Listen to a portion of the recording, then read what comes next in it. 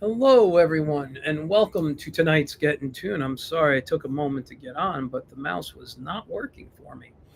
Um, so welcome back to everybody who's been watching regularly, and welcome to all the new viewers tonight. I haven't been on for a few weeks. I'm not going to go into a huge detail. If you follow my Instagram and watch my stories, you'll or reels, you'll know what happened. But basically, a couple of weeks ago, uh, I was, when I canceled one, it was because I was tired and I had a lot of, I wasn't sleeping, I wasn't feeling good. Anyway, the following week, I ended up sick and in the hospital for 5 days. Came back, and I needed Wednesday to help recover from all those days of not sleeping in the hospital.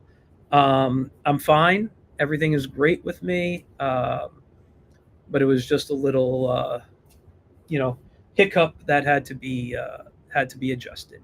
Anyway, again, thank you to everybody who who knew and reached out. I appreciate it. But also, thank you to everybody who has already purchased the Whimsical Whiz on Amazon right now, and you can go on and get it. Just type in the Whimsical Whiz into your search bar on Amazon or my name, Michael Gracia, and you could find that. Another thing that might pop up with my name and probably should on Amazon is Zorro's Exploits by Bold Venture Press.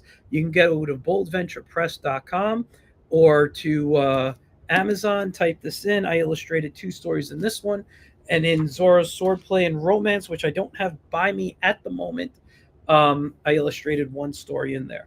Also, don't forget to go to akidinacomic.com and sign up for your Kid in a Comic. Oh, wait, hold on. What's this? Zorro's Swordplay and Romance. There you go. All right.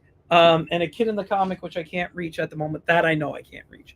You can find the Wiz in there and a bunch of other great strips. It is a newspaper devoted strictly to comics.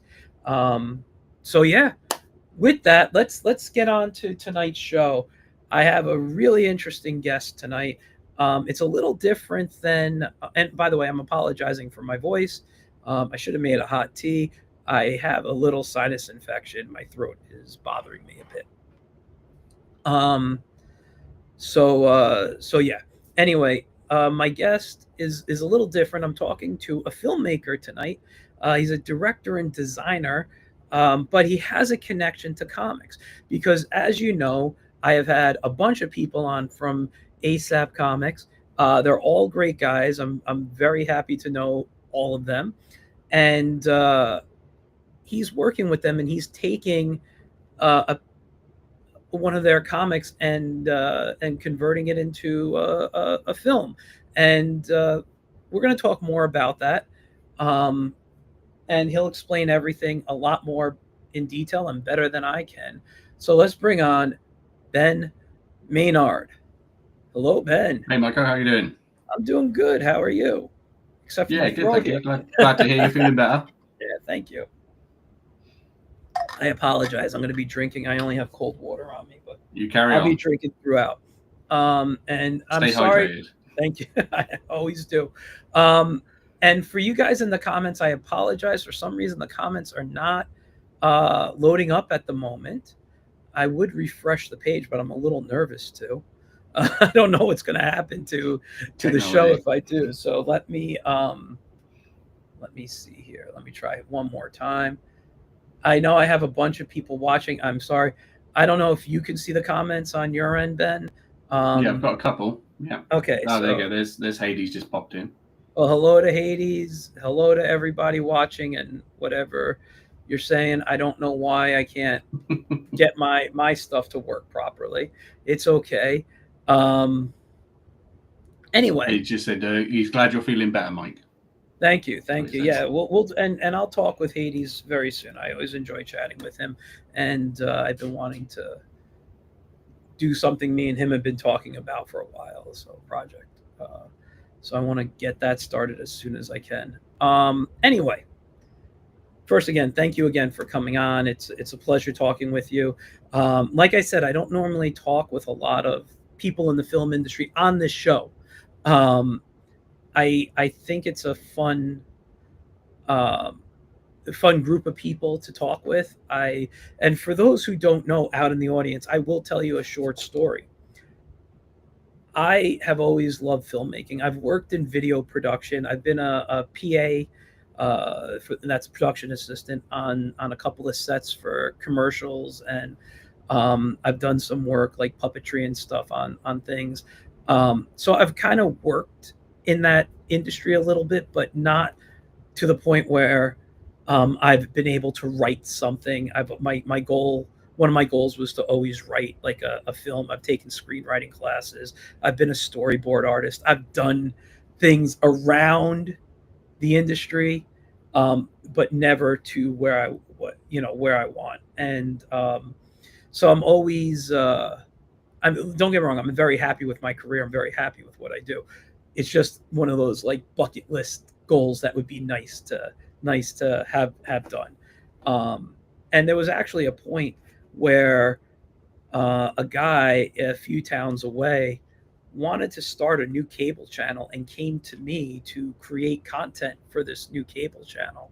This is going back, God, over 20 years ago, and we had a pretty decent contract. And when I stopped like trusting the guy, I kind of walked away, and I retained rights to everything. So if it doesn't get turned into some kind of film, TV show, or whatever, it will be a comic at some point in my life. So yeah, I got tons and tons of great stuff.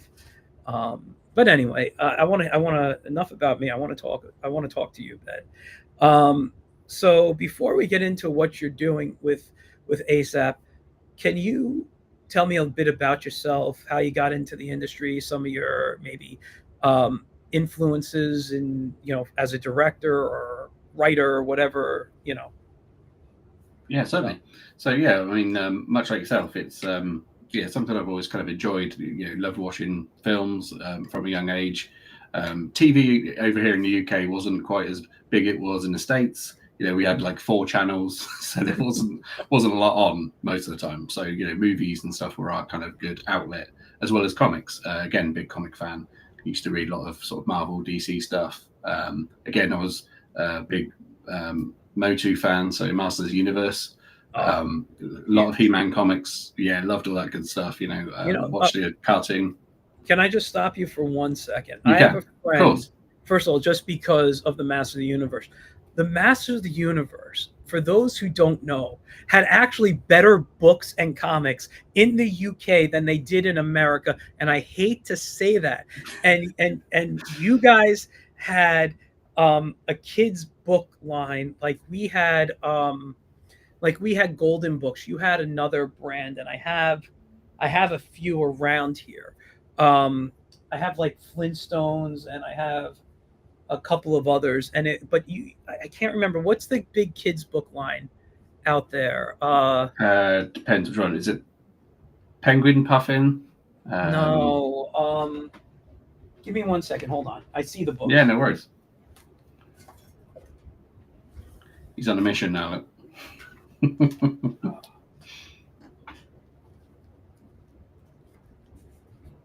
It was Ladybird. Oh, Ladybird, of course. Yeah. Yes. So these are imports here. Yeah. From the UK. Classic. A friend of mine, Mark, has a bunch, and every time his mom comes to America, she like ships it. Just so you guys can see it, ships classic. a boatload, and then I buy stuff from him.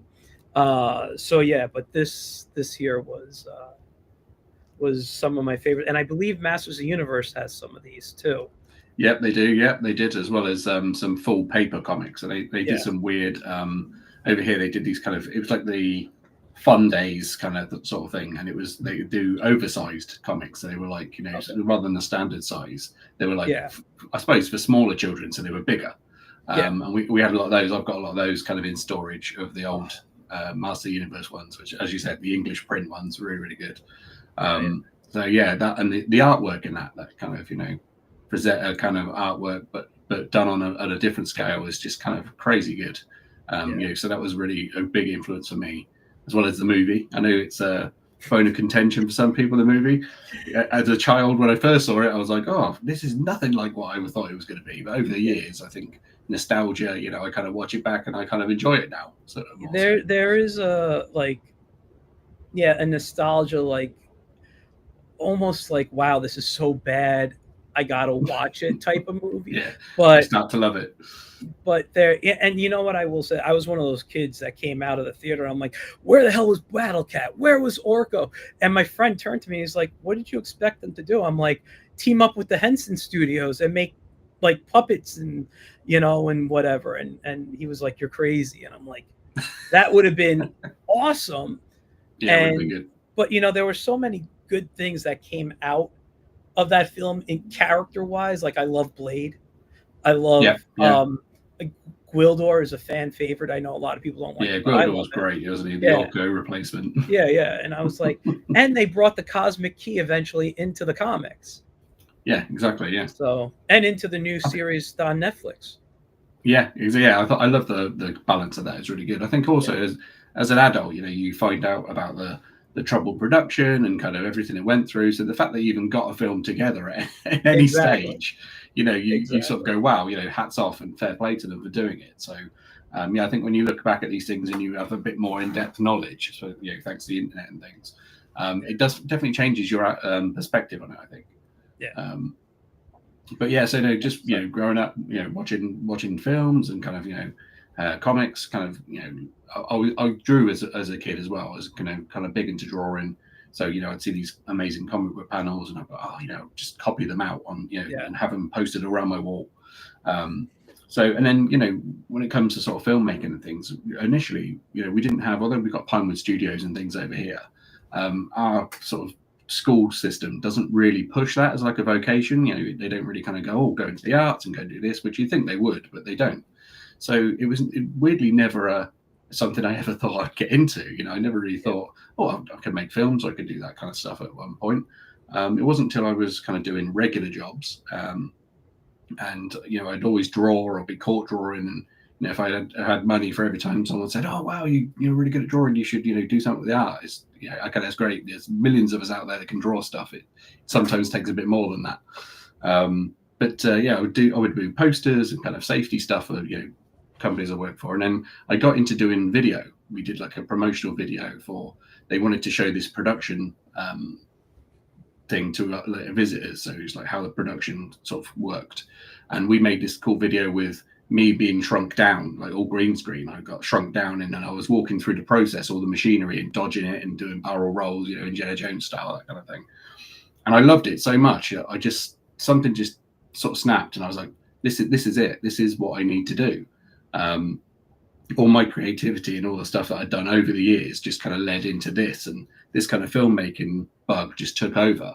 And ever since then, I've done everything I can, creatively, whether it's working on sets, doing kind of VFX and stuff, doing graphics for films, posters, one sheets, that kind of thing. So I've just kind of thrown myself head first straight into it, and just made connections and got other work through that. So it's been really good. I've been very lucky, really. That's great. I'm just going to say, while you're talking, I've been trying to screw around with the comments section here, and I still can't get my chat to work. So if there's any interesting comments that you see on the side, please let me know until I know how to get this working. Well, we got, there's somebody said, hello, it's me, Andy. And then Hades just agreed with the Ladybird books, because obviously he's probably a massive fan of the Ladybird books. I'm sure he is. Yeah. Well, hello to Andy, and the Ladybird stuff. I have a few others. I don't have Masters of the Universe, but that's on my list to ask my friend. Right, so I need to keep an eye out for them and send you one when I get my hands on some. Let me tell you, if you get any, I'm the first person. I will pay, a fair price and shipping. But yeah, no, I love they're some of my favorite books, and it really bothers me that we didn't have this good stuff here. It's crazy, isn't it? Yeah, why there's such a difference? Never really I've never really understood that, why there's such a difference sometimes. Again, like with us, you guys get so many shows that we never even knew existed, and then now because of the internet, you find out things and you think, why was that never over here? I mean, like the Flash the 90s Flash TV show. That wasn't a TV show here. They comprised loads of episodes together and actually released it like a film to go, I think, hand in hand with the Batman, with Burton's Batman. So yeah, the Flash series was actually released as films over here. That is so interesting. Bizarre. Yeah, isn't it weird? I just learned, and I kind of probably knew this and forgot it, but I was looking stuff up for a comic I'm working on, and I remember using the term Action Force in there, and I wanted to see if there was anybody out there, and there was a show, G.I. Joe in Europe was something Action Force something, I forget the exact title, and I'm like, oh my god, I didn't think of that because I always think of it as G.I. Joe. Yeah, exactly.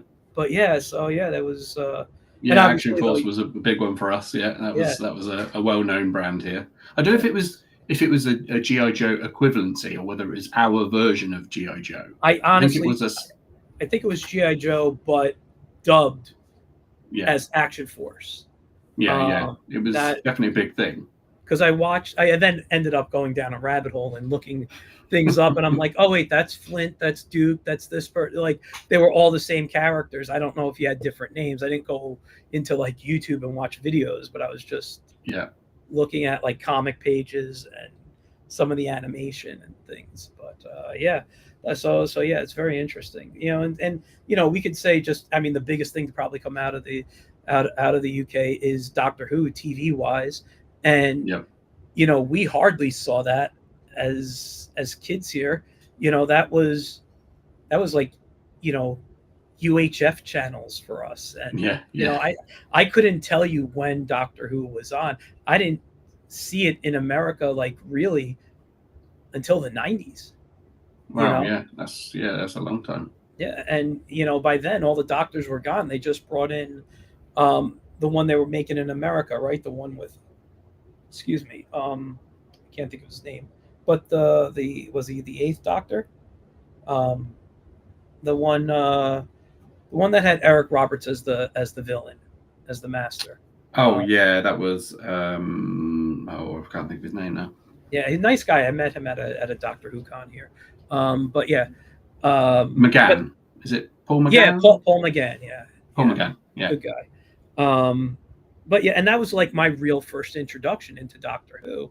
And then I saw shows being played at, what I mean? Like at the time. So it's just weird how things, are different. Now, let me ask you how, obviously you watched a lot of movies. What were some of your favorite movies? Like, did you gear towards a certain genre, or were you into just like whatever film is on, I'm just going to absorb type of thing? Yeah, I think it was pretty much whatever film was on, I'll absorb. I mean, again, we had VHS shops, video shops and stuff over here. So it would be a case of, I was lucky enough that it was one kind of up the road. So I used to pester my parents constantly, like, let's go. I'd watch it, bring it home, watch the film. The film was done. Right, let's take it back. Let's go get another one. So I kind of do things. But Star Wars was definitely a big one for me. I think Star Wars movies really had influence and really opened my mind to this kind of sci-fi kind of fantasy element. Indiana Jones, again, those things like Teen Wolf, I watched a lot of times. Back to the Future, you can see just down here. Back to the Future was another big one. Just absolutely just fantastic movies, classics. And again, you would watch them on repeat because there wasn't many TV channels, and again it was costly, constantly renting videos, and my mum would like, I'm going to get it for, it's costing me a fortune. So it was like, we just rewatch. So you kind of got to know these things really, really well. So just watching them over and over. And again, watched it so many times that, it was quotable. But not only that, you would start looking at like things from a filmmaking perspective, like, wow, how do they do this? Or how do they do that? I just sort of found that world kind of, quite mesmerizing. Things like Beverly Hills Cop as well. Beverly Hills Cop movies I watched a lot. Love those. Probably shouldn't have been watching them, but watched them anyway. Thanks to my cousins. They were always the ones that were watching the movies they shouldn't have been, and my parents probably didn't know I watched quite a lot of stuff when I shouldn't have done. I'm the same way. I watched.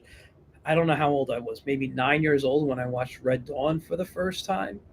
And I don't know if you've seen that one, but that really terrified.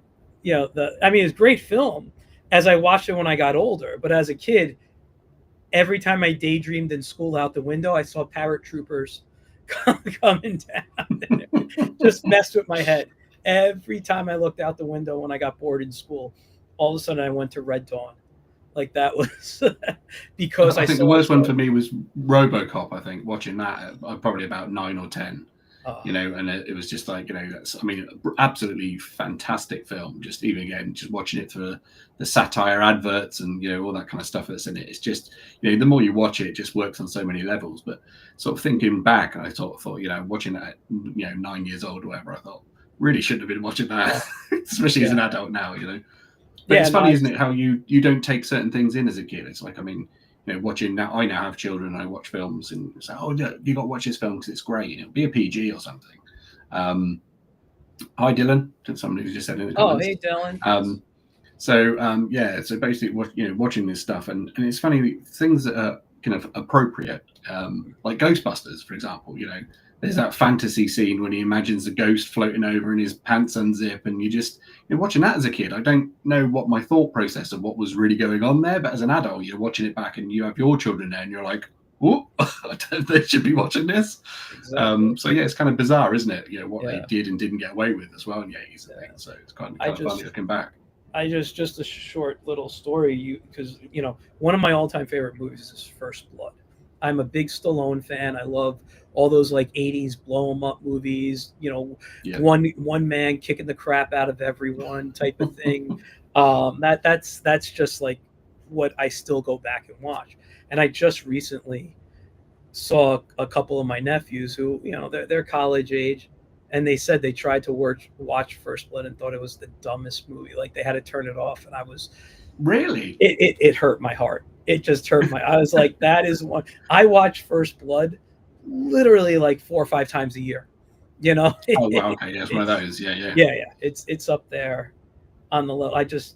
But I like to see that type of stuff. But really, only First Blood. Rambo 2 and 3, I'll watch, but they're not like I have to watch it like I watch First Blood.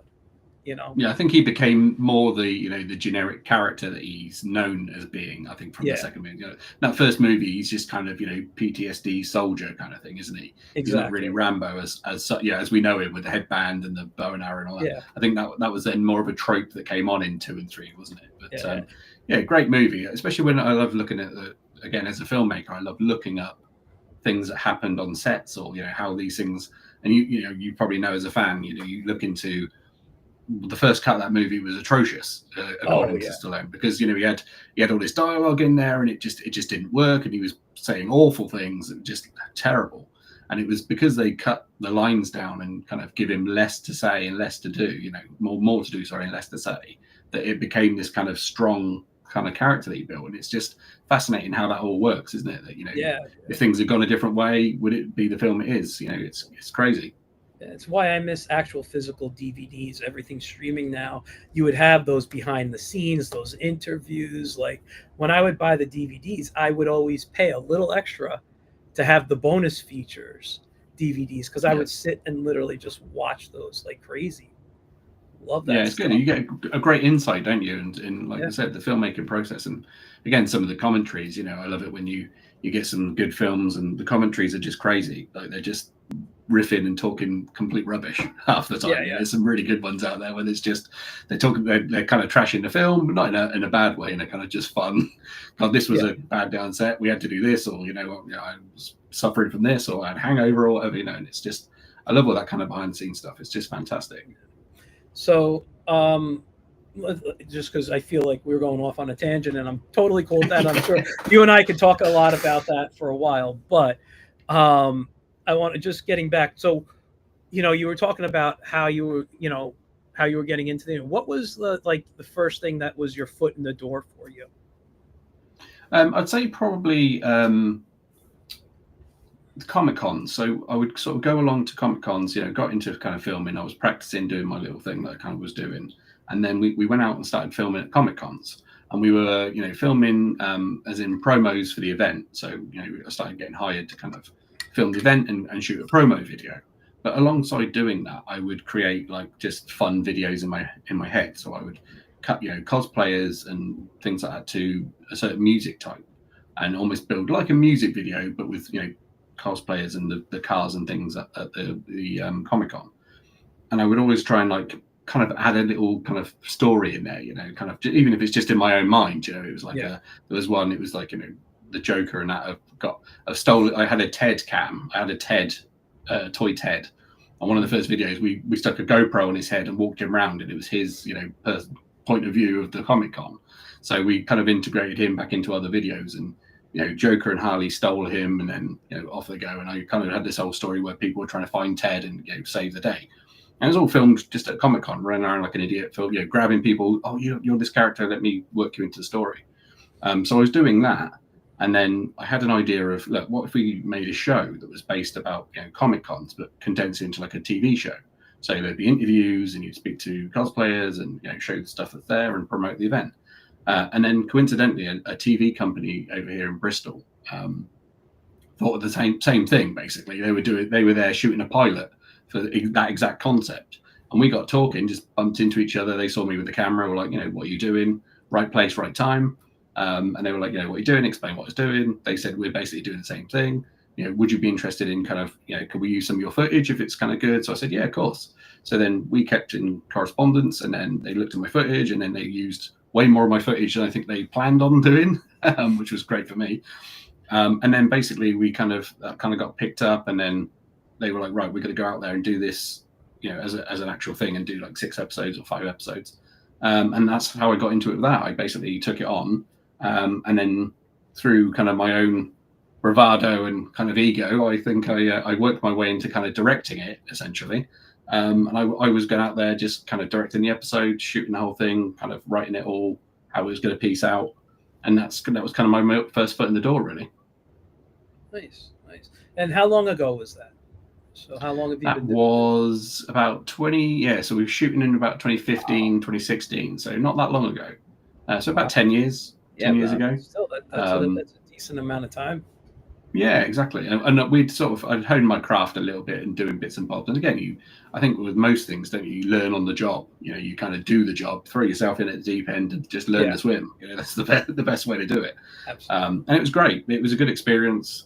I edited all the shows together as well. So and I was doing the visual effects. So I was really kind of just doing little bits of all of it. The company paid for it and kind of gave me the idea or certain things they wanted.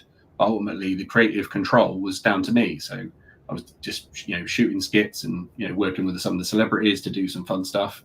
Sometimes it didn't work out time-wise for some of the events, because, these, I don't know if you've ever been to Comic-Cons, but they usually run behind.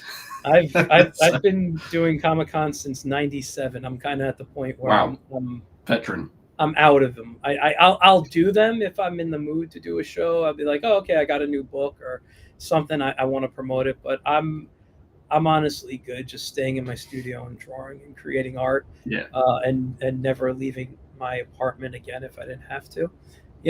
That's kind of I've reached that point in my career, my age, everything. I'm getting to that grumpy old man type, or middle-aged or whatever. Just well, I think I'm right there with you. I think so I totally understand that one. It's like, it's a nice day outside. I'll stay indoors. I've got some work to do. I opened the window. I got fresh air. Don't worry. That's it. The fan counts as air. That's it. I'm doing. That's fine for me.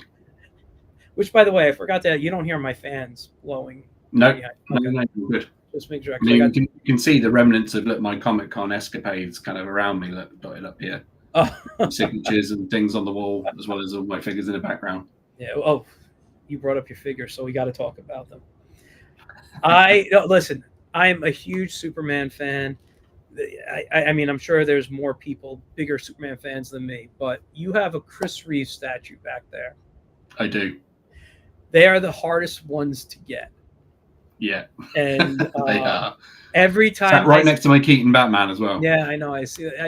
That's the thing. Every time, I see a Chris Reeve Superman figure, go on the market, I'm like, okay, I'm gonna get it. Then I see the price and I'm like, I can't get it, and eBay will destroy me later. So I never owned an official Chris Reeve looking Superman. Always wanted one. and I actually have a really nice like Jim Shore. I don't know if you know who Jim Shore is, but Yeah, he's like yeah, a sculptor. I have a Jim Shore Superman on my shelf up there. I'm looking at right now, and it's kind of a very Silver Age, Kurt Swanish kind of look, and I'm like, and that's like my favorite era of comics yeah. Superman. But yeah, and I got some other. Actually, the closest thing I have is a Hallmark ornament of like Chris Reeves Superman. But it's not always the best sculpt. Let me ask you, and then we're going to totally be talking nonstop about this project. Thoughts on the new Superman movie based on what you've seen? So I'm kind of enjoying it. I mean, it's a funny one. I've got friends who are kind of in sort of camp, Cavill, and they're still not done with that yet. So they still want to see Henry Cavill as Superman. But the funny thing is, David Cornsweet. I watched Pearl with my partner. We sat watching, and when he first come on screen, I was like, wow, that guy could be Superman. Look at him, he's just amazing. Mm-hmm. And that was literally, I think, a month or so before then they announced that he was going to be playing Superman, and I was like, wow, that was a kind of weird concept. But no, I think he kind of looks the part. I mean, I haven't seen anything, but it's always hard, isn't it? I mean, I'm a big James Gunn fan. I kind of like what he does. And I think a lot of what I've read online, and speaking to my friend who's kind of more in the DC camp of it should be dark and it should be brooding. I mean, Superman isn't really kind of like that, is he? He's the hope, he's the light versus Batman's dark a lot of the time. So I think a brighter kind of more comic book Superman is kind of a good way to go. I think the jury's out till we see it. Obviously, again, sometimes it can look worse. I mean, the Suicide Squad, the David Ayer one looked fantastic in the trailer, and then wasn't really that good a movie. But then that got cut to pieces equally. So yeah, I mean, I'm kind of reserving. I think it looks good. I'm not hating it. I kind of laughed with the crypto moments, and I was kind of some of the iconography in it is fantastic, and he swoops down and saves that girl. I was like, it's got me excited. I'm kind of definitely there for it. What about yourself? See, now you and I are going to disagree on some things. Number one, we can still be friends. It's okay. Absolutely. Let me start off by saying I am a DC guy over a Marvel guy. All right. Right. So I like when you ask me my favorite superheroes, I'm saying Superman, Nightwing, Dr. Fate. I'm going through the list of DC, and I love it. And I'm actually one of those people who don't have an official Superman. Chris Reeve isn't my favorite Superman. I've watched everything from Kirk Allen and listened to the audio shows that I could find with Bud Collyer doing the voice. So every interpretation I've seen of Superman, I like or don't like certain aspects of it. Right. When I was a teenager, when I was, I think, maybe 16, that's when Lois and Clark came out with Dean Cain. That might be the closest to my Superman if I had to pick one. But I love the animated series they did in the late 90s, early 2000s that spawned into Justice League and Justice League Unlimited. I really enjoy that interpretation where they powered him down and they made him more like the original. Plus, it's similar to the art style I love. So there was a lot of things I can pick. I'm not a James Gunn fan. I find that James Gunn sacrifices his story for humor, number one. And number two, he just I don't think he can handle a single character story. He always has to put a large ensemble cast in there. So we're seeing all these other supers, and they could be in there for 5 minutes. I have no clue. But the way they're making it, it's more packed with other heroes than Superman. And I want a good Superman story. Now, the actor himself, I agree with you. I think he looks like Superman. I think I haven't seen him in much, but I think he's a good actor. So I'm not knocking him. I think the actor for Lex looks great. I'm not knocking any of the actors in there because until I see it, I can't say they did a good job. Yeah, it's about performance and context, isn't it? Exactly. And for me, it's always about story. But James has always kind of failed me there. So I always kind of get upset with that. But Sillyville put in the chat, Terry Hatcher. Listen, I won't knock that. 90s Terry Hatcher I was a very big fan of. Yeah. So, and but there was, but like I have things that bother me about what I've seen. For example, I'm not a fan of the costume. I don't like the padding, Right. and I get Yeah, reasons why the they do it. lines. The Yeah, lines is a bit. I don't like the collar on the neck, but I didn't like that when they did that in New 52. I always like Yeah. the idea that Superman hides his suit under his clothes. You have a collar sticking up. It's like, what's the point? Um, Yeah. I'm not, I what else was there? I don't like that they're continuously using the Chris Reeve Fortress of Solitude. I'm Right. like, Okay. Yeah. dude, you're an artist. Let's create something new. Yeah, it could be in the snow or wherever, because the original Fortress of Solitude was outside Metropolis in a mountain. Yeah. And then when they put it in the snow, it was still like in a mountain glacier or whatever it was. I'm like, you're saying how much you love the Silver Age, but you like the Silver Age of Chris Reeve than that. I thought the music playing the John Williams score on the electric guitar was awesome, Yeah. but again, not needed. You're playing to our nostalgia factor rather Yeah. than being an artist and creating something that we could be like, oh my God, look how new and different this is. This is a take I haven't seen before. And that's the kind of stuff that bothers me about like what the film. But with that said, I have already put in for July 11th off so I could go see the movie on opening day. All Yeah, right. exactly. Well, So, see, I've got to go see it because I mean, I'm very interested to just see what I'd never make my mind up until I'd seen it, unless it was something truly horrible. Then I would always go see. But my son's name's actually Kal-El, so that's awesome. This will be our first real Superman movie that we can go watch together because he's now kind of that age. So, and he was born in the year when Henry Cavill brought out Man of Steel. So that was kind of, again, fortuitous that he was kind of born on a year that Superman came back out. So this will be his first film. So it's going to be our first venture as father and son to go out and watch it. So it'll be quite exciting. I think that's fantastic. And this could be his Superman. Like, that's the thing. Like, I don't want to knock it for anyone. I have my own opinions. I have the shows I like. I have the comics I like. I have things on DVD, on streaming service. I will always find the Superman that I like if I don't like this one. But it's always going to be someone's Superman. This will be their first Superman. And I'm not trying to knock it. I'm saying understanding what I know about the character, what I like about the character, and how I'm not a fan of how James Gunn has made movies in the past. Will I like what he's done here? But because I'm such a fan, I will still be there on opening day and give it a fair shot. Yeah, fair play. Yeah. No, that's right. And I think that's all you can do, isn't it, really? Like I said, unless there's anything that really makes you go, yeah, no, I'm out. That's it. I can't do that. Then that's fair enough. I think you got to give it a go. And again, mine might be different once we've seen the film. It might be like, oh, that was terrible. It wasn't kind of what I wanted to get at all. But I like that he's kind of listening to the fans though as well. Like there was not backlash per se, but like people commented on the scene where the person throws the rubbish, the can, and it hits Superman in the back of the head, and he kind of flinches. And then for that new trailer they brought out, they'd taken it out because people said, well, why would he flinch?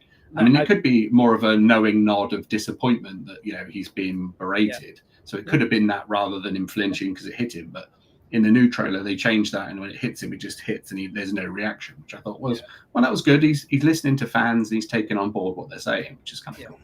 Absolutely. All right, listen, I got a lot more I can say, but let's get back. So let's talk ASAP Imagination. The story is The Conversation.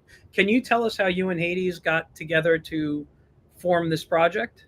And while you're doing that, I'm putting up the Kickstarter, guys, so you guys can see. No worries. Yeah, thank you very much. Just to let you know as well, a comment said that somebody said they love that this new film may be a new film for a new fan. So that was absolutely reference to my son. I think it'd be great. Let's just hope it's good. So basically, I mean, the way we kind of got together was weirdly through kind of film related as well. I was filming an event that was called Never Ending Fantasy Con, which is an event in London based around all 80s kind of fantasy movies. So Dark Crystal, Labyrinth, Never Ending Story. And I was there filming for the event, But equally, as a second thing, I done some work with Tammy Stronach, who played the childlike empress. She had a film called Man and Witch that come out recently, and it was an 80s based fantasy. She kind of wanted to get back to the 80s type films, and so her and her husband kind of made this 80s fantasy Man and Witch. And I'd done some work on it, and again, I'd spoken to her on Zooms and stuff, but I'd never physically met her in person. So that was another one for me to go and meet her. And Hades just turned up as a fan. He just, he's a Labyrinth fan. He kind of likes never-ending stories, so he just turned up doing his thing. And he ran into one of our actors who's in the conversation, and he was dressed in a full. He's a very Shakespearean actor. He was dressed in a full bard's outfit because he was actually, at the con, kind of doing some presenting. So yeah, he came wandering outside. Hades saw him dressed in his full attire and was like, wow, that looks like someone I should talk to. So he went and spoke to Kieran, said about the comic world that he'd created. Kieran then told him he's an actor. They sort of hooked up and said, well, we need to exchange information because, I'm looking for voice actors for some of my characters. And that's when he then said that, he works as a filmmaker, me inside, and that, we should meet and speak. And so they exchanged information. Hades, unusually for him, he's quite forward and usually kind of not shy about coming up to people, but you could see I was busy. So fair play to him. He was like, no, I'll let him carry on with his work and let him get on with it. But we, exchanged information. We spoke afterwards, and then he basically told me what he wanted to do. Bring some of his, his comic book world into live action films. Would I be interested? We spoke to kind of get a feel for would we be the right fit for one another. And off the bat, like us, sales Michael talking, we kind of had very similar things in common. We were like, yeah, okay, this is going to be a great match. He told me what he wanted to do. I gave him some ideas of what I would do and how I would do it, and that was it. We just clicked, and so the new relationship was born, and that was it. Yeah, that's great. That's it sounds like Hades. So just like going up and talking and all that stuff. From what I know, he's actually real fun to chat with too. But anyway, I'm sorry, I'm just moving some stuff around my screen here. So the conversation, and I don't, and I have to apologize to Hades. I don't know every title of every one of your books. I know some of them off the top of my head, but is the name of the comic The Conversation, or is this just a short film with a different title for the based on the comic? So yeah, this is the cool thing about this is anybody that's following the ASAP Imagination world, this is a completely new story. So it facilitates the kind of comic book world. So The Conversation is its own story. It's canon, so it's set completely in the world and it follows the comics. But it's not anything lifted straight from out of any of the other comics. So if you've read the whole comic series, you wouldn't have seen this. This is completely new, and it's featuring two characters from already said property. So you've got the Dead Knight from the Dead of Night comic book series, and then you've got Foe, who's from the Messiah comic book series. And those two characters haven't actually met at all in the comics yet, and they're going to meet in this film. So it's it's all new ground, and it's kind of exciting because it's canon, because as I said, Hades is involved. He's kind of written it, he's kind of producing it, and it will fall in line with everything. And we thought it'd be kind of cool because these sort of films would sit like a middle ground between comic books. So while the other comic books are being drawn and kind of written, things like this can be put out there so that they kind of bridge gaps, and they fill in pieces that are missing, like creating a larger world. And again, the fact that these two characters have never met kind of gives me a really good sort of sandbox to play in, because we can really create some kind of cool new dynamics. And how would these guys kind of react when they meet each other? Are they going to be friends? Are they kind of not like each other very much? Because Foe's very energetic. He's like a free runner kind of parkour type guy, and the Dead Knight is this kind of vengeful knight who's this big sort of statuesque kind of character. So they're very big dynamic shift between the two of them. So and same with the actors that we cast. There's that same dynamic shift. So it's going to be exciting to bring these two characters to life. No, it sounds really cool. I love the idea of bringing characters from two different comics and the first time putting them on screen. Now, is this going to be like a short film, or how long is the film estimated to be? Yeah, so it's going to be a short film. We're looking at sort of no longer than probably half an hour. So It'll be around the 30-minute between mark. I mean, if it works out kind of more, we'll kind of put more in. But from shooting schedules and other things, that's kind of where we're aiming for. Okay. Again, you write these things out on paper, but not everything always makes the cut sometimes. So we're looking at that as a rough. So yeah, probably about the 30-minute mark, with aims to kind of use this as a proof of concept equally. So we want to make the best sort of thing we can, but equally then this will be kind of like almost like our pilot, our proof of concept that this is what we could do. We want to kind of make more and do expand this into some more films and do more characters. That sounds like, first of all, a really good goal, and I want to congratulate you guys on getting funded. Now, I'm still having issues with the chat. I do really apologize, but go to Kickstarter and go to and this is for the audience here. I know you've already been on Kickstarter. And now I can't close it out. Okay, sorry. I don't know why my chat is funny today, but I think it's a technology day. I've been having some technical issues with bits and bobs today, so it's a non-technology day. It's just the way my day's been going. I'm just glad that's the only thing that's the problem right now. But just type in the conversation. Now, I'm glad you guys are funded already, but you can do more, and there's 4 days left, so you are fully funded, and missing your face here. That's kind of cool. So I can show you what we got. Like we've got. So that's part of one of the rewards. Is we thought it'd be really fun to get people involved in the film. So people at home, kind of watching it, you can choose that as one of the rewards. And part of the world, there was this kind of event that happened, and it plunged the world into kind of darkness, and then loads of people went missing. So what you can do on Kickstarter is you can go on, you can choose that as an option, and then you could have your very own missing poster that will be featured in the movie. So this is Bill from Bill and Ted, obviously, but anybody watching, it could be yourselves, it could be neighbors, it could be family, it could be your dog, any pet you want, and then all their details would be added with a photo.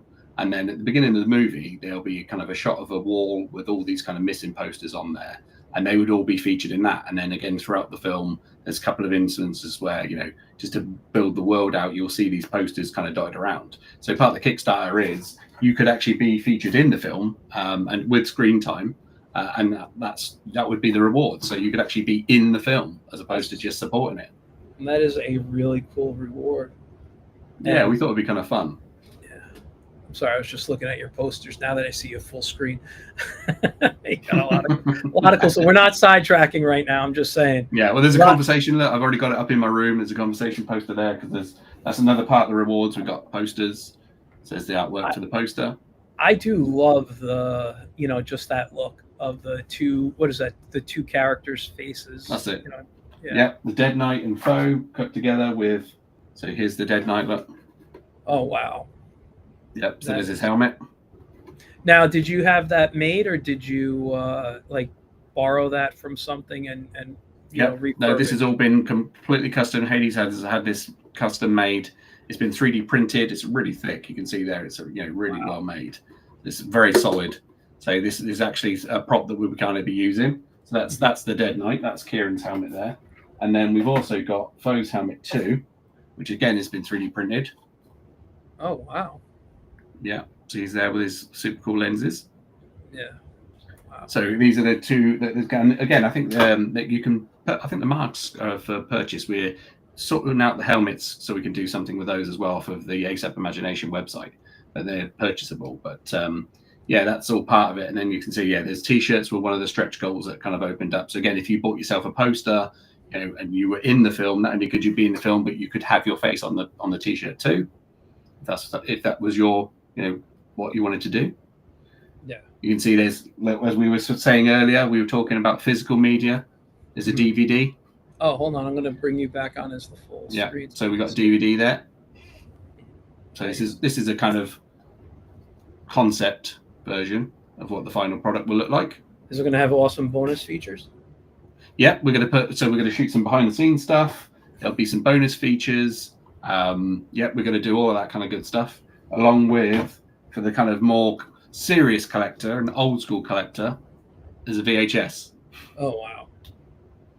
That is amazing. So we know this isn't for everybody.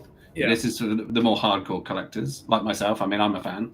I like having my VHS still. But it's really good. There's a company over here, and they've got that. It's like a museum. It's still an ongoing video shop. Oh, and they actually you can go in there, and all the kind of titles are on the wall, just like were back in the day. And I spoke to them and said, look, when we've got this made and it's all finished, can I put my film on your walls? And they were like, yeah, of course you can. That'd be great. So that's a little bucket list tick for me, because I'll actually have a film that I've made in a video shop that I can go along and be like, oh, there it is up on the wall. So I know that little 10-year-old me inside will be kind of just like, that's amazing. That is awesome. That is all. I mean, listen, congrats on that. That is awesome. I love hearing stuff like that. And then here's the thing. I mean, it's not. I mean, your tiers are pretty good here. These are really nice. Yeah, producer credit at the end there. There's some producer credits at the beginning as well, but I think they've all gone now. And there's a band, another one. So the band one that was Hades' idea.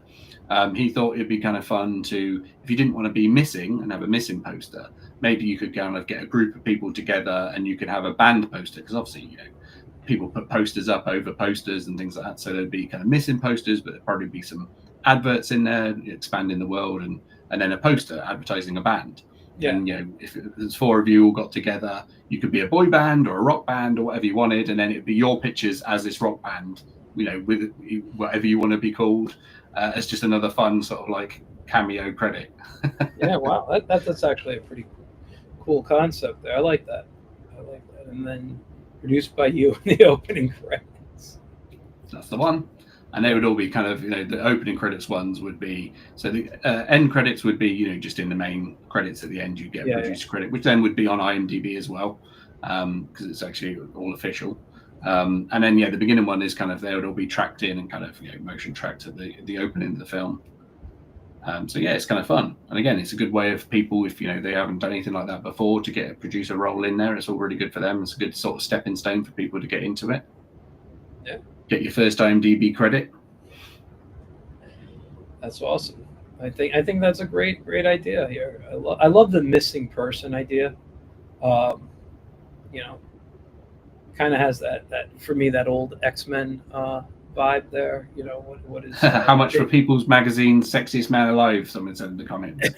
if we could get away with it copyright wise, I think we could. I think we could talk. There could be a deal made there. I think. Was that Sillyville? We didn't get sued beyond imagination. Was that Sillyville who asked?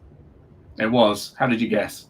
Because Dave does a lot of those type of jokes, and he makes me laugh all the time with his comment. I wish I could see. Well done, David. That's a good one. We like that. Yeah, I do wish. I feel so bad I can't see the comments and actually respond to things today. It's really bugging me. But it makes sense. So, would David, would you be the sexiest man alive? You need to ask us now. Would it be you, or would you put someone forward for that? Let's see what he says. No, this is really interesting. So tell us about can you tell us about the actors who are... Yeah, of course. So basically, the one that kind of hooked us up in the first place, that was Kieran Christopher Donnelly, a very good Shakespearean actor. He kind of lambda taught, he kind of teaches people, very well versed in kind of Shakespeare. He puts his own company and he puts on plays and things. Cool. Very, very good. And, so you see him, he's got the Viking hair, he's kind of got the top knot, he's got the beard. David said, of course. So I'm assuming that means you're going to be the sexiest man alive, David. So Kieran's, he's got the beard. He's very Game of Thrones. We'll have to really tuck that beard in because he's, wearing this full suit of armor. But it was actually Kieran who put us on to Sonny as well. So Sonny Mihailovich, who is playing Foe, because he's this kind of free-running, energetic character. Sonny's actually a parkour guy himself. He does it in his spare time. It's for recreation. And if you follow him just type his name in on social media, you can see him. He's got some great videos. And, Kieran said, go look at his videos, go look at his reels, see what he can do. And we were like blown away by, some of the stuff he can do. And we were like, wow, this guy looks great. So we had a meeting with him and kind of, spoke with him what we kind of needed, what we kind of looking for. And the fact that he knows Kieran equally as well. I think there's that nice kind of, friendship but rivalry going on, a bit of competition between the two of them. So I think that will come out as, come across on screen very well. So yeah, they're kind of, it should be quite exciting seeing the two of them go at it. And there you go, you can see the masks there as well underneath. Yeah. No, this is great. I'm just looking at the artwork. I'm looking at the actors. Are they the only two like in it? Is it just them, or you have other characters? So they're the main, they're the main characters. There may be some other characters turning up, but I can't confirm or deny whether other characters might be in it. They might well be. And there's some other sort of extras and stuff in there as well. But they're the main kind of super main cast. Okay. The two guys. And we just went through the rewards. Yeah, as you said, we're fully funded, but the more the merrier. We can't do. We're not so arrogant that we know we can't do this without support. We welcome the support from everybody. I'm so grateful for everybody that's backed us and kind of, helping us kind of get this made. We want to do the best thing for you guys, and unfortunately, it's time and things is money. Unfortunately, it always makes the world go round. So, yeah, we need that extra help to kind of make sure we can do the best and get everything done, so we can make a really good product for everybody out there watching. So by all means, support, choose a reward if you can. If you can't do any of those, then by all means, if you can share and just kind of get that awareness out for us, that'd be great. I think there's still 4 days on there, so I think we finish on the 2nd. So yeah, any help that we can get, we greatly appreciate. Yeah, no, that sounds. I mean, listen, yeah, I that's what I want all my audience to do. Every time I show a Kickstarter, if you can't support, just help share it. All us indie guys, it's about helping each other out. It's about getting the support you need, because and I'm we're lucky. Like here's the thing, for me, I'm a one-man show. I do everything myself with my comics. I don't hire other people. I just do it all, which is why it takes forever for my stuff to come out. but rewarding. Yeah, but what I mean by that is, I don't officially need, or think I need, I'll say, crowdfunding, because I could do it all myself, put it up on a print on demand and try to sell directly through there. That's how I see it for myself. But if I was working on a much larger project than just a comic that I want to see, I know I'm going to need to bring people into, or I know that to get it somewhere that I can't do on my own without some kind of financial support, I see, crowdfunding happening for me. But when you're a project like this, I don't know how many people. I mean, I know everyone sees credits and you can see how many people work on films, but really, when there's a lot that goes into it, and money really is the key to getting things done. So it really is, yeah.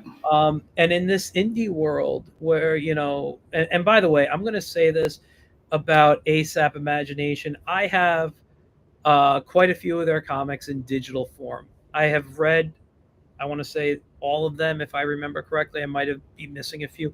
I have never been disappointed with a product that they have put out. All right. So I love what they do.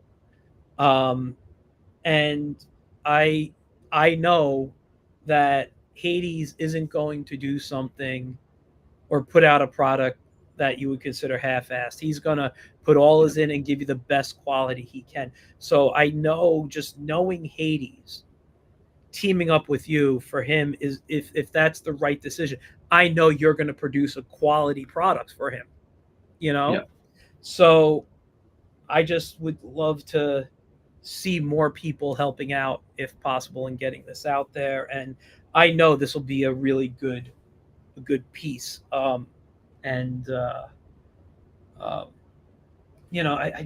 just see what Hades doing. I follow him obviously on social media. Yeah. And I see what's going on with the company, even if I can't participate in everything with shares and with commenting or whatever. I see what's happening. He's producing some great stuff. And it's very impressive what he's managed to accomplish, isn't it, in a short period of time? 5 years. 5 years. That's crazy. And I think I think this is going to be. And by the way, you're Bad Mosquito Films. I forgot to mention that, but that's your company that you co-founded, correct? That's it. Yeah, it's pretty much me now. Okay. Because I sort of started it up with a friend of mine who sort of wanted to try and do this sort of thing regularly, but sort of found out I think it wasn't for him really. Obviously, again, as Sillyville said at the top there, money, aka brick wall. Money makes the world go round. You can't do this stuff lightheartedly. It's it's simple things, isn't it? You don't think of, like, it's the money, it's any sets you have, it's locations, you just pay for those, it's food, you have to feed people, all this kind of stuff that you take for granted and don't think about. It's just crazy. You gotta pay for travel too. Like one of my jobs when Yeah. I was a production assistant, I was a chauffeur to and from the train stations for the actors. They were like, okay, well, you're the new guy. You have a car? Yeah. Okay, well, they need to get to the train station. There, how many can you fit Yep. in a car? Yeah, how many can you squeeze? Yeah, well, sorry, I hit a wire. But yeah, so that was, so there's things that go into that people don't think about. And I gotta say, one of my favorite things outside of being in my own studio and just drawing is actually being on set. I love just that atmosphere. I love working, and I know I say this because I hate people. I say I hate people all the time, but I actually love working. It's not true. I love giant groups of people. I mean, I hate giant groups of people. I love people on individual bases. But you get to know so many cool people. You get to do some really cool work, and you get to be part of something that at the end of the day is hopefully going to evoke some kind of emotion that the creators wanted in the audience. Exactly. Yeah, that's right. And I agree. Being on set's great. It's the relationships you form while you're all kind of, like, as you said, working towards this one goal. I see. It's frustrating for me when I sort of see these big productions and it's all about this actor who's done this thing or whichever, and it's always a team effort. It's from the lighting, from the sound to, yes, the performance, but equally the cinematography. The fog guy who's sprayed all the fog and got the kind of scene looking the way it is. It's a team effort. It's never just one thing. The writer who's written the dialogue in the first place. It's everybody. And sometimes you see all the credit go to one person. You think it's frustrating because again, when you worked on set, you see how many people busting their backs to kind of make this thing amazing. And again, I've been, when I've been directing things, or even if I've been VFX, I still end up, doing a bit of chauffeuring and taking people if they need to go. If they need to go, they need to go, and you do what you have to, don't you? Sometimes, but then that's good because you learn. Oh, okay, the lighting guy's not here today. Okay, I'll do this bit. I'll do my job, and then I can help you and do this, and you learn a bit about lighting, and you kind of, oh, okay, I didn't know that this time around. So you pick up all these great things by just helping people and working with them. It's quite amazing.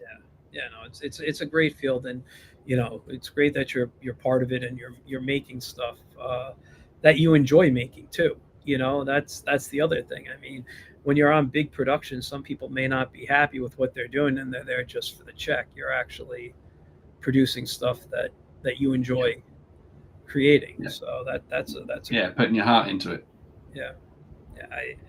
That's when I love to look at things. I always love the smaller productions when I can.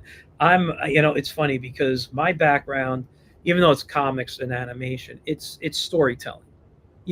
That's what I see. And to me, that's at the end of the day, what I look at in a film or TV show or a comic book, whatever. Did you give me a good story, and will I come back? But I'm sorry, I just had a little brain fart. But the idea behind all this, like in the creation of these things, I'm actually one of those people. I'm tired of special effects. I'm tired of all these. Number one, I've always preferred practical effects, but I'm starting to see myself move away from the big special effects movies and looking for more that are just, it could be two people sitting in a diner talking. I want to just see a story, hear a good dialogue. You know what I mean? Like, I'm just looking for that. It doesn't, I mean, listen, First Blood I'll always watch, but it doesn't have to be First Blood. It doesn't have to be a war movie. It doesn't have to be one guy against the world anymore. It's, I'm looking for something that has more substance to it. And when you work on these smaller type of projects, you're able to bring that, because let's be honest, you can't always afford to put in these big special effects, So exactly. And the other thing as well is, I think it's so many times you sort of see this, people are promoting a film and they're like, we use no special effects, we filmed it all for real. And it's just like, it's not necessarily that there was no special effects, it's just that they're not obvious. Sometimes you watch a film and it's, I know the Flash movie, going back to the DC stuff, got, a lot of hate for that. But I think, again, this is another diversive one that was with people. I kind of enjoyed that movie. Yes, it had little flaws, but again, when you look at the production and how it was messed around and there was reshoots and other things, for me, I'm a big Keaton Batman fan. So to get some more Keaton as Batman, I was all for that, and I don't think they disappointed. I loved every minute of it. Yes, the CGI babies looked weird, and the otherworld stuff at the end was a bit kind of strange. But if you can look past that, it's sometimes it's not about. I think we're so spoiled with special effects, and we're so used to certain stuff looking so polished or a certain way that the minute it's not, we're very critical on it. But I think from a story point of view, the story had some real heart there. And there were some real kind of good story moments, which I felt it. I kind of got emotional watching it. So they did a good job on that aspect. I think sometimes they get cut down because things weren't how people wanted them. I think sometimes, but I agree with you. I mean, I like a lot of practical effects. I think the perfect blend is a mix of the two. I think do as much as you can in camera on the day, also from an actor point of view to help them react to stuff. You're always going to get a better performance. But then use CGI, as it's intended to kind of tidy up, remove the wires, extend the background out, help if the puppets didn't look quite right, they can touch it up and kind of, make it better. So, it should be bells and whistles effects. That's what it should be, shouldn't it? Not necessarily taking over the whole thing. Yeah. No, I agree. That's just the way that's what it is. But there's so much more I think I could ask you. I'm just, but it's not about the project anymore. Go for it. It's not about the conversation. It's okay. Go for it. No, what did you think? I'll ask you one quick question. What about did you see the Flash movie? Did you enjoy that? That's always a good one with me and my friends. I will it's love or hate. It's not, because I go in with mixed feelings. Number one, the whole controversy around Ezra Miller kind of turns you off to him. Yeah. But I've always thought he was a good actor. That's one of the things.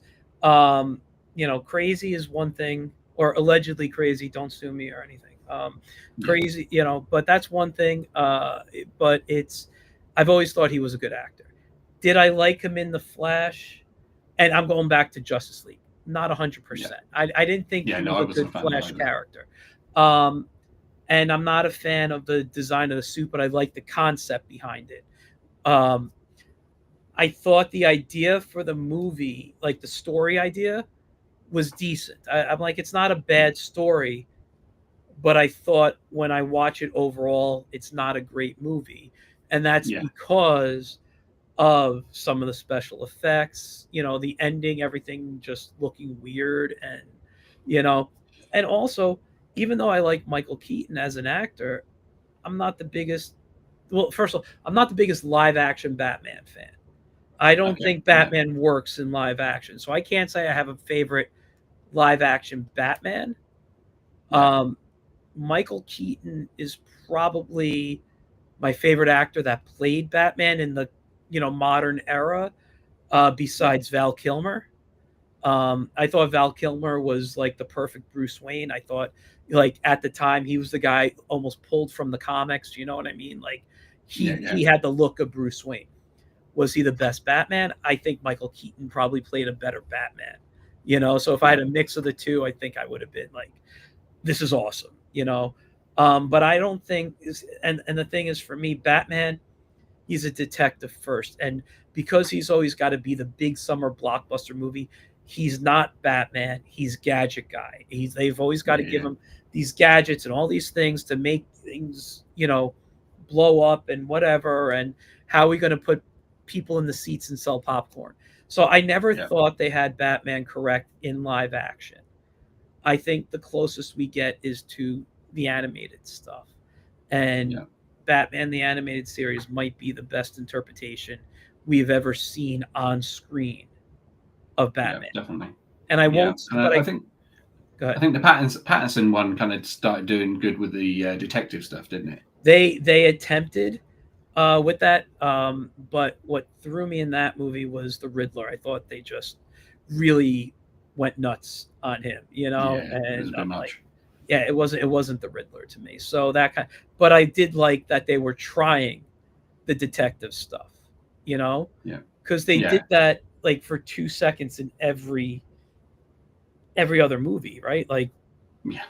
Michael Keaton's like, oh no, it's not just aerosol, but you have to use the aerosol and this, and it's like, okay, Yeah. detective right there. That was like 2 seconds, um, obviously Adam West, his whole show was goofy, but he was being a bit of a detective. He had to solve riddles. Yeah, definitely. He had to do stuff. So he probably was more, even though he was campy, he was probably more geared towards the Batman that I would have preferred to see, but not campy. Yeah. I'd rather have seen something like that, but not campy. Yeah, definitely.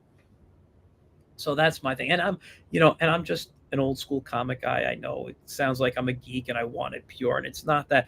I understand that things need to be adjusted for a different audience. Sometimes things that are done in illustration and comics can't be put on screen, or couldn't, at least till CGI came along.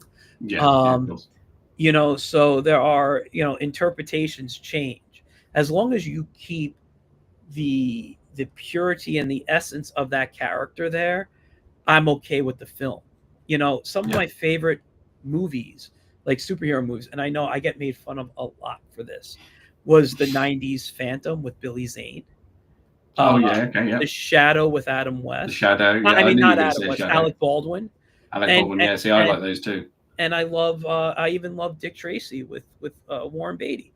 I think those are three of the best comic book adapted movies. And can't really say not the Phantom, the Shadow is. He was more of a pulp hero, but he got comics later. Yeah, of course. But yeah, the interpretation was done very well. Was there, and I think, and those were also done like in the Shadow, practical effects. He needed to go into the shadow. What did they do? Turn off a light, or he stepped backwards literally into the shadow.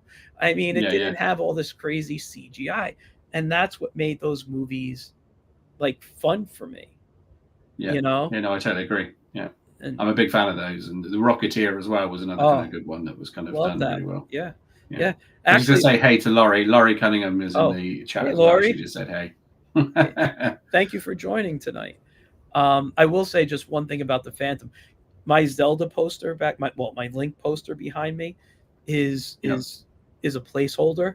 My dream poster for behind there is the Phantom Slam Evil poster. I don't know if you remember that one. That is, it's like, I think it's the cover to the DVD, and I watch that movie at least 1 to 2 times a year. And I will say this, and another thing I get made fun of, I think Treat Williams was one of the best parts of that movie. Everybody makes it like, oh, he was campy, he was a bad actor, he's a terrible actor, whatever. I thought he was brilliant in that movie. He said I agree. Cheesy as possible, and I loved. I ate up every moment of screen. Yeah, because it knows. Again, a lot of the with the Phantom, the Shadow, they kind of know what they're doing. They're not trying to be this something they're not. They understand the source material, and they're kind of delivering on that, I think. Which is why I'm a fan of them. I think they're great. I think they're a fun movie. You can just kind of watch them. They're fun. They're enjoyable. Some of the acting is hammy, but then that's kind of the point, right? I mean, you could argue that some of the acting is hammy in like Indiana Jones, especially to the Temple of Doom. Oh, absolutely. Some that's hammed up, but it's great if you love it and you throw yourself into it and just enjoy the ride. That's what it's about. It's taking you on a ride, isn't it? It's just escapism. Yeah, I think it's great. The suspension of disbelief, which we don't have anymore because of iPhones and everybody looks crap up. I have many times I've taught, and they're like, "That can't happen. That can't happen." Yeah. You know, I showed an episode of Space Ghost once in my classroom, just a 6 minute short, and they're like, "How's that guy flying in space with nothing around him, nothing to protect him? There's no air." I'm like, it's a freaking cartoon from 1966. Just, Yeah. you know, take it for what Roll it with is. it. He's Yeah, fighting exactly. robotic space sharks right now. You know, like it's nonsense. But Yeah.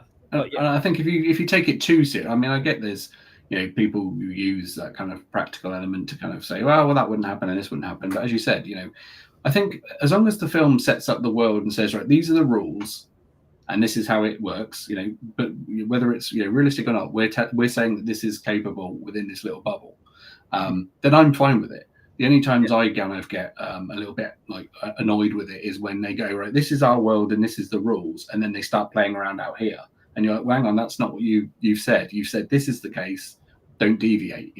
yeah. If you've left it open wild, fine, but yeah, it kind of annoys me when it's kind of they make their sandbox and then start playing somewhere else. That's when I get frustrated. Yeah, no, I agree. I mean that's I can tell you it's how I felt why Game of Thrones ended for me. I stopped after the first season, I think, or in the second season, because I felt the world building wasn't good. I Yeah, just felt like when they started, they had all this like it's whatever, and then they start bringing in like Christianity to it, and I'm like, everything just kind of fell at apart there. I'm like, I don't think they're handling this right. And then they have somebody over here who's doing magic, but is doing this. It just wasn't making sense the world to me anymore. So yeah, I said I'm out. And my yeah. wife watched the entire series and told me everything that happened, and I didn't care one It bit didn't feel like about they it. lost anything. But she was like, it was so good. I got to tell you this, and I'm like, okay, because you want to tell me, I'll listen, but Yeah, I didn't care for it. I was happy with walking away and watching something else or reading a comic or whatever I was doing at the time. yeah. See, So the Obi-Wan show was that for me. It was as a big Star Wars fan, kind of when that came right. out, I was really looking forward to that. And within like the first 3 episodes, I was like, yeah, I'm done. I've clocked out. It just wasn't. Again, it was like what I said. It kind of creates this bubble, and you're like, right, this is where we should be playing. And then it was just doing this and going everywhere. And like his whole sole purpose is guard duty, watching Luke, and he's gallivanting across the universe trying to find Leia. And I was like, well, this wouldn't happen. This is, he's guard duty. He's supposed to be watching Luke. That's his whole thing.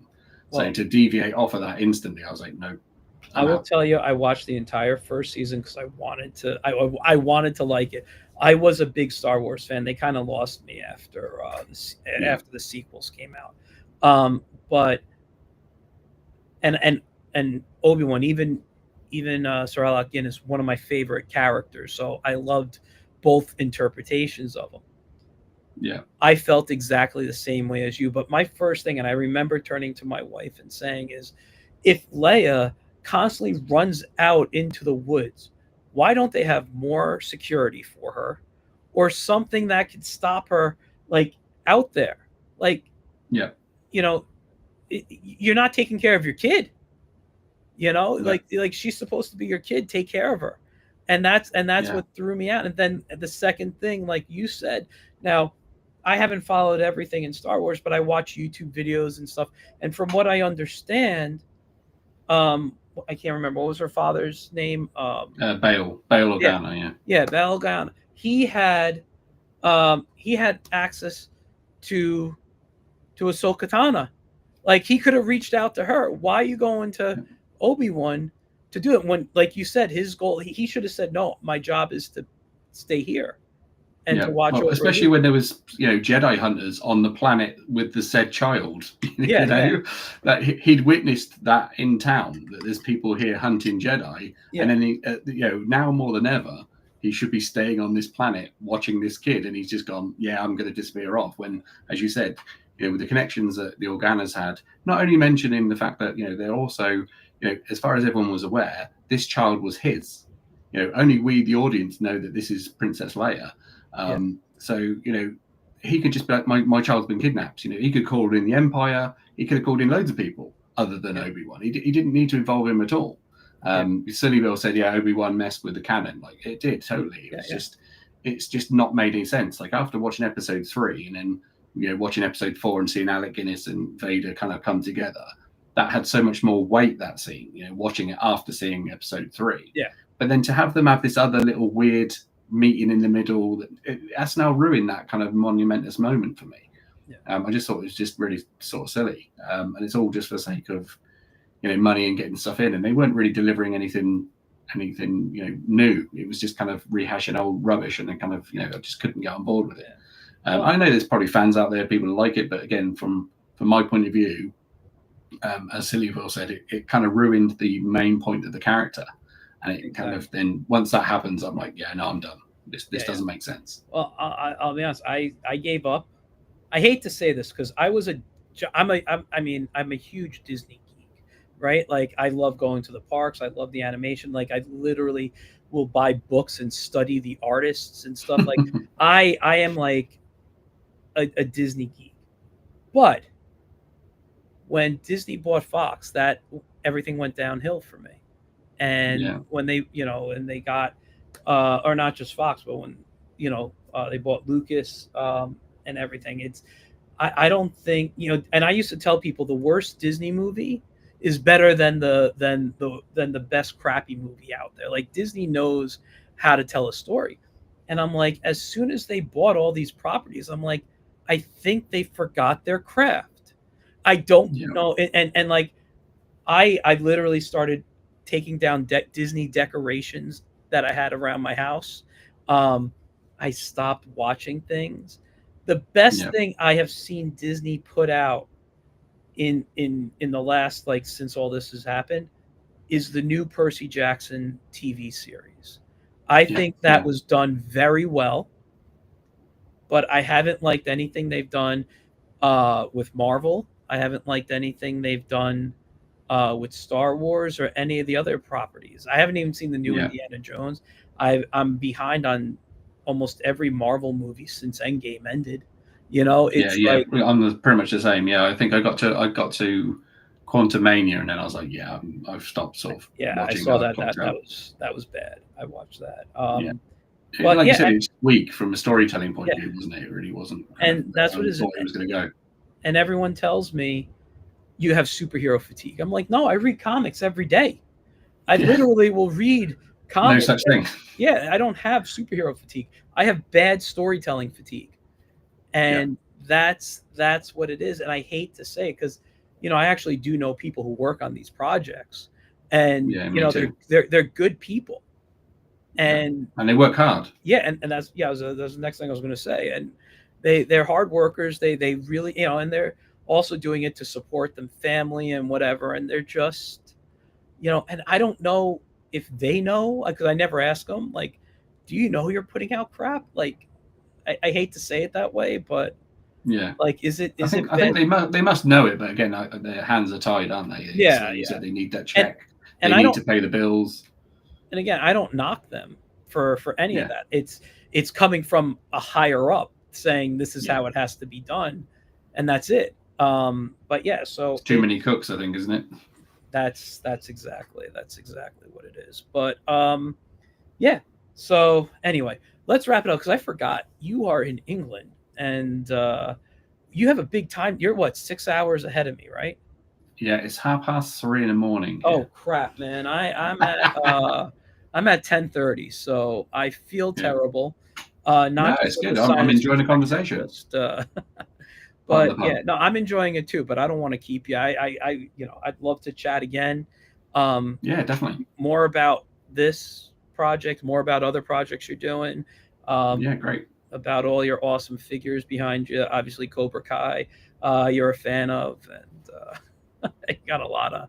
Yeah, more the Karate Kid. That was more. That was a Martin Cove autograph. There you go. Look, from back in the day. Oh, okay. Cool. So I mean, again, Cobra Kai was one of those ones that, you know, first couple of seasons I was like, oh, this is good. I kind of wasn't interested. A friend of mine said watch it. I started watching it. It was Karate Kid nostalgia, and I was like, oh, I'm up for this. This is great. And then it went silly. Like, you know, when the kids, they're all teenagers, when they started destroying Daniel's house, and it was like just supposed to be like, oh, they're rioting, and it's like they're all just kids, you know, from school. It's just it was just there wasn't that element of danger the show was trying to create. And I think I sort of clocked out a bit of it, and I was like, I think this is getting a bit daft now. I love the nostalgia stuff and all the characters they brought back. Love that, and I know the guys that write it, fans that film it, but yeah, I sort of clocked out a little bit after that. Yeah, I will say I kind of felt the same way as you, but I did finish the series just because I love I love the Karate Kid. I want to know how the story is, and I actually want to see the new movie that's coming out. Yeah. Because I'm a big Jackie Chan fan. I was just actually over the weekend. I had kind of a busy weekend, but where I was able to fit in, and I watched a couple of his old movies. Like I watched Drunken Master, and I was just on Tubi, just finding some old stuff, and I'm like, it feels like a Jackie Chan day, and that's kind of what I was doing, and I forgot how much I enjoyed, well, first of all, Drunken Master. I forgot how much I enjoyed that one. Yeah, great movie. That was so fun, and it's funny because I was watching Bruce Lee movies a few weeks ago, and after Bruce Lee passed away, everybody was looking for who's the next Bruce Lee, and you see the difference in acting style, and how the fights were choreographed between like Bruce Lee films and Jackie Chan films, where like Jackie Chan, it's almost more like he's performing like in a certain, like he's a clown, Yeah. Whereas Bruce Lee is like, I'm a street fighter, I'm gonna kick your ass type of thing. Yeah, super sick. Yeah. And I was like, yeah, this is really cool. So it goes based on mood of which one I want to see. But yeah, I was just having so much fun just laughing at the fight scenes, and it's like, man, this reminds me of like, like something, and I know it comes from Bruce Lee stuff and Jackie Chan stuff, but it was like reminding me of like Dragon Ball Z and like the fight scenes in there. Just obviously theirs was a lot more exaggerated. I was like, yeah, I remember just laughing at some of this stuff too, and I was like, this is fun. Yeah, I just recently was showing the kids No Retreat, No Surrender, which is a guilty pleasure movie of mine. I love that movie. Again, I know it's some people like it's horribly acted, or it's so low budget, it's just awful. But again, it's just that great nostalgia bait that just kind of it caught me at the right age. I loved all the 80s music. Van Damme obviously in there as well. It's just great. So, and again, the subsequent sequels, which made no sense whatsoever, but they were just fun, just kind of popcorn movies. Great. Yeah. No, that's did your kids enjoy it? They did. Yeah, they did enjoy it. They thought they were laughing. They were laughing at bits, and I said to them we should watch the have you ever seen the Riff Tracks version where they've kind of redubbed it and made it kind of silly? That's kind of very funny. But yeah, they liked it. They were kind of there, and what I think I miss from a lot of 80s movies, which I don't see so much now. I don't know if you agree or not, but it's that underdog. You get less of the sort of underdog, and you willing them to come on, and then they kind of they make good at the end, and then you feel good. You feel like you've come on that journey with them, and you're like, yeah, you feel good. You walk away from the movie feeling like energized, and like, oh my god, I could do karate and I could win a tournament, or like you said, I could get a gun and take on a whole army all on my own, or whatever the movie was. You had that kind of energy that the film had passed to you just by watching it, like Back to the Future. You're something like, I want to travel through time and change those stuff. I don't seem to get that same joyous feeling when I watch a movie now. There are some which do it, but it's that weird transference of energy. Like watching it reinvigorates me. It's a kind of a lot of those 80 movies. Even now, I watch them, I come away from it like I feel recharged. I'm ready to go. It's crazy. Yeah, no, I agree. My wife and I have that conversation all the time. Like we'll watch something like The Princess Bride will be on, or The Never Ending Story, and I'll be like, you'll never get something like, and I can't understand why we're not getting these fun, feel good movies where like you're going on this journey, and at the end, you're just happy that everyone is alive. I mean, the Never Ending Story is the one movie that has tortured me to this day. When and I always blank on the character, the horse's name, going into the swamp of sadness. Artax. Yeah, Artax. And he's freaking dying. And then at the end, I'm sorry for the spoilers, but, it's been, 40, 50 years now. It's been about 4 years, yeah. Yeah. So, but I'm like, and it's back, and you're like, oh, thank God. Like that tormented me as a kid. And like, I'm a big animal guy, so I love animals, and seeing an animal not understanding and struggling, I was like in tears when that happened. Yeah, And at the event that I met Hades at, which was again never in the story kind of thing, they had a big photo op, which I had a hand in kind of designing, and it was Artex in the swamp, and you could be next to him pulling him out of the mud, and yeah, that was rather popular.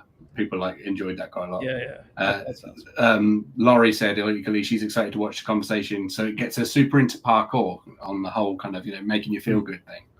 That's right, Laurie. We will. We're going to start a new parkour movement with the conversation. It'd be great. Listen, that would be really cool. I actually, I actually look at a lot of parkour for drawing purposes. When I if I have to say I'm drawing Daredevil for fun, I will look at parkour movements and pause a frame or look for photos, and I'll use that as my reference pose for. Yeah, it's great. That's a good idea. Yeah. So I love that type of stuff. I I actually follow a few people on Instagram who do it. No other reason. I'm not don't know them, know nothing, but they've come up in my reels, and I'm like, oh, they're pretty cool with what they do, and I'm like, I'm going to be drawing them at some point in my life. I know that. So, and then I screenshot it because I follow so many people, so I can write their name down. I have a list of all these people. I'm like, reference people, and it's like blah blah blah whatever, and so I'll go back and I'll do that. Have a look at Sonny's. Type in, it's just Sonny's name, Sonny Mihailovic, and have a look on Instagram. He's on there. You can see some of his stuff. It's really good. Some of his physical movements. If you like the parkour stuff, check him out. He's very, very good. Oh, absolutely. I'm excited to get him see what he does when he's all kitted out. He's in the mask and he's got the hood. He's just gonna, he should look really super cool. So I'm really looking forward to that. Yeah, no, that sounds really cool. Excuse me. Yeah, no, I'm looking at this now, and I like his photo. I could totally see him doing just that neck up shot. He looks like he's in the shape of a parkour guy. Yeah, exactly. But yeah, no, this looks fantastic. Anyway, I'm gonna sidetrack. I should let you get to bed. It's now closer to 4 a.m. I assume now, or only slightly. Yeah. Just by 4 minutes. So listen, it was a pleasure meeting you and talking with you. We will, I'm sure we'll talk again. I wish you and Hades a lot of luck on this project. When it comes out or when something else is going on, keep me informed. I'd love to have you back. Maybe have Hades come on. You can both talk about what's going on, or maybe even we could chat with the actors once it's done. We could do some fun stuff. I really love what ASAP is doing, and they're going to be I see them doing some really really good things, and I support everything they do. So we thank you for it, Michael. It's really good. I appreciate you having me on today, and talking with me about the conversation and talking with me about comics and stuff. It's been very enjoyable. I love it. And again, thanks for getting the Kickstarter out there to kind of make awareness on it.